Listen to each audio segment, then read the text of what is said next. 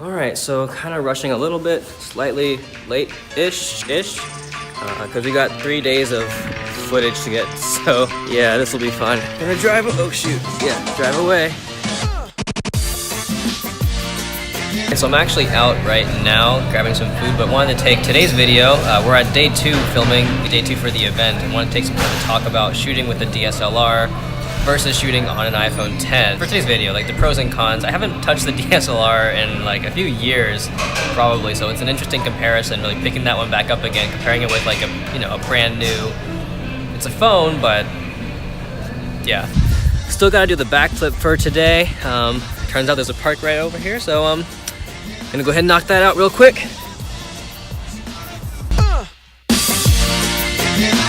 So I'm shooting on Filmic Pro right now. There's probably a lot of wind in the microphone. Just wanted to say I love how you can do manual focus on here, but what I don't love as much is that while I'm actually filming, the camera's backwards and I can't see what I'm shooting, so I can just hope that I'm in focus right now. Cool app so far. It's so windy up here.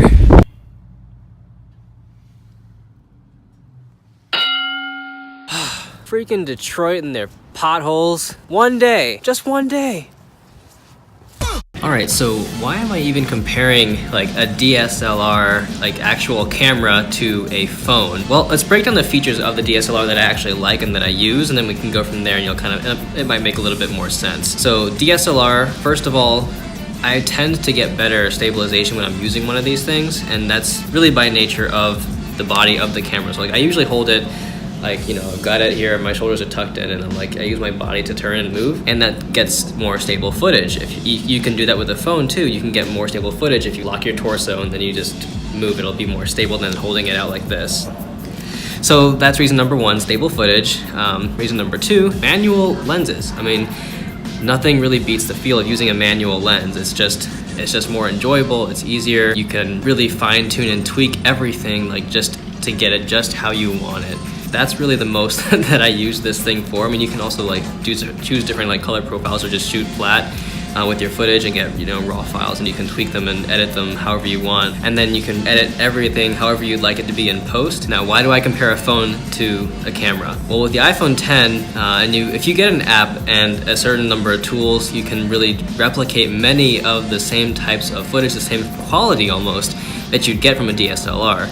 Namely Filmic Pro, or like software on the phone to really get those manual features that a DSLR has, and then like a stabilizer like the DJI Osmo Mobile, which is what I use. Now with Filmic Pro, you get full manual control. So things that I mentioned before, like with the manual control for like the focus on the camera, the zoom, and like the color profile shooting flat, like how you capture the footage, the frame rate, you can tweak all of that right within Filmic Pro, and you can work with the focus manually, like right on the screen as you're shooting. So you can, it's almost like you do have I mean, it's the same effect. It's not the tactile feel, but it's the same effect as if you had that physical lens, and you can like, you know, spin it around to get that focus just how you want it on your subject. And that's one of the things that I love about Filmic Pro. You can almost like a mini DSLR basically.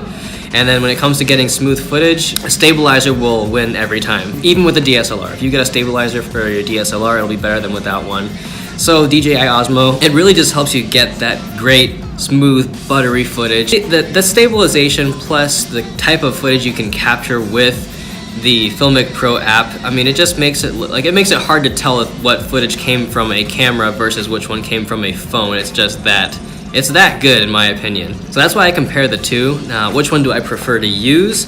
Honestly, it's the one that I have on me all the time. Like the one that I have on me that moment is the one that I'm gonna use. It's one that I prefer to use. As far as which one's more capable, if you've got a DSLR and you've got a whole host of lenses, this will win. If you're trying to make a movie or any type of like professional quality video, a camera plus the right lenses will win, because that's another video. I'm not a camera guy per se, like not really, but I do know that lenses are awesome and you can just do amazing things with it. But I don't carry this around all the time. Like I always have my phone on me, and with my bag that I carry with me now, I always have my gimbal as well. So it's the one that I carry all the time. It suits my needs. It can get that high quality footage that I want to have. As I improve my editing, as I improve the shots that I take and how I capture footage and tell a story, like people began to tell less and less that it's a phone, and more focus on the quality and the story and then they forget that, yeah, I'm still using a phone. And that's kind of what I love about having this kind of device on me all the time and practicing with it all the time. So that's just that. I gotta get back to this event before the break is over. So thank you very much for tuning in today. May have some more B-roll a bit later on, just like to spice up the video and get a little bit more going on. But thank you very much for watching right now, and I will catch you in the next one. B-roll might catch you here in a minute, but we'll see. All right.